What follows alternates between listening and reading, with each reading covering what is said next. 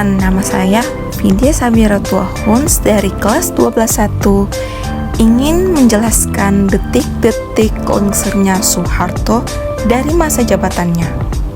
Tepat pada bulan Mei 1998, rezim Soeharto lengser setelah desakan dari mahasiswa lewat aksi demonstrasi besar.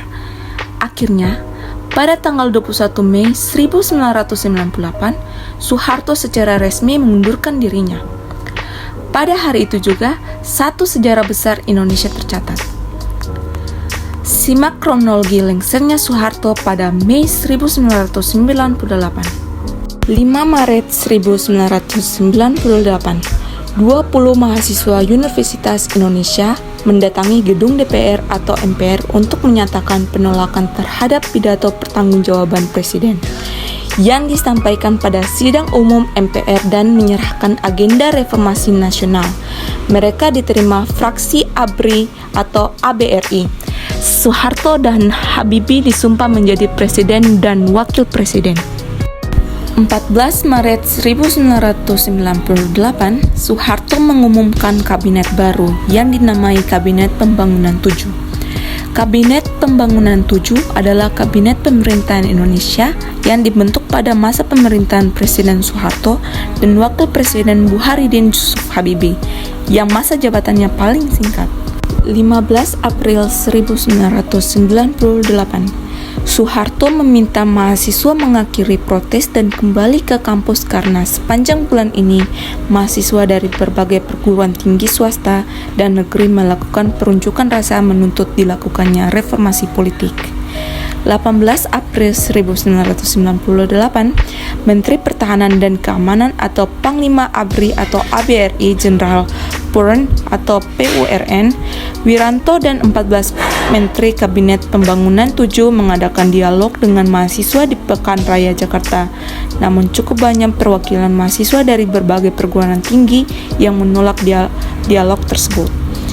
Selanjutnya, 1 Mei 1998, Soeharto melalui Menteri Dalam Negeri Hartono dan Menteri Penerangan Alwi Dahlan mengatakan bahwa reformasi baru bisa dimulai tahun 2003. 2 Mei 1998, pernyataan itu diralat dan kemudian dinyatakan bahwa Soeharto mengatakan reformasi bisa dilakukan sejak sekarang atau tahun 1998.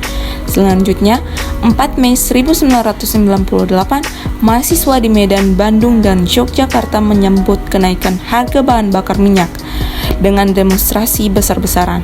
Demonstrasi itu berubah menjadi kerusuhan saat pada demonstrasi terlibat bentrok dengan petugas keamanan. Di Universitas Pasundan Bandung, misalnya, 16 mahasiswa luka akibat bentrokan tersebut. 5 Mei 1998, demonstrasi mahasiswa besar-besaran terjadi di Medan yang berujung pada kerusuhan. Selanjutnya, 9 Mei 1998, Soeharto berangkat ke Kairo, Mesir untuk menghadiri pertemuan KTT G15. Ini merupakan lawatan terakhirnya ke luar negeri sebagai Presiden Republik Indonesia. Selanjutnya, 12 Mei 1998, aparat keamanan menembak 4 mahasiswa Trisakti yang berdemonstrasi secara damai. Keempat mahasiswa tersebut ditembak saat berada di halaman kampus. 13 Mei 1998, mahasiswa dari berbagai perguruan tinggi di Jakarta, Bogor, Tangerang, dan Bekasi datang ke kampus Trisakti untuk menyatakan duka cita. Kegiatan itu diwarnai kerusuhan. 14 Mei 1998, Soeharto seperti dikutip koran mengatakan bersedia mengundurkan diri jika rakyat menginginkan. Ia mengatakan itu di depan masyarakat Indonesia di Kairo. Sementara itu, kerusuhan dan penjarahan terjadi di beberapa pusat perbelanjaan di Jabodetabek seperti Supermarket Hero, Superindo, Makro, Goro, Ramayana, dan Borobudur. Beberapa dari bangunan pusat perbelanjaan itu dirusak dan dibakar. Sekitar 500 orang meninggal dunia akibat kebakaran yang terjadi selama kerusuhan terjadi.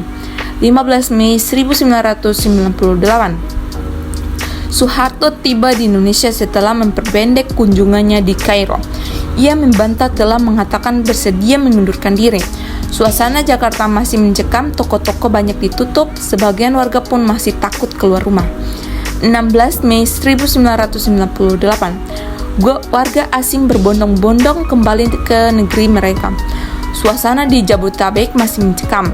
19 Mei 1998, Soeharto memanggil 9 tokoh Islam seperti Nurholis Madjid, Abdurrahman Wahid, Malik Fajar, dan Haji Ali Yafi.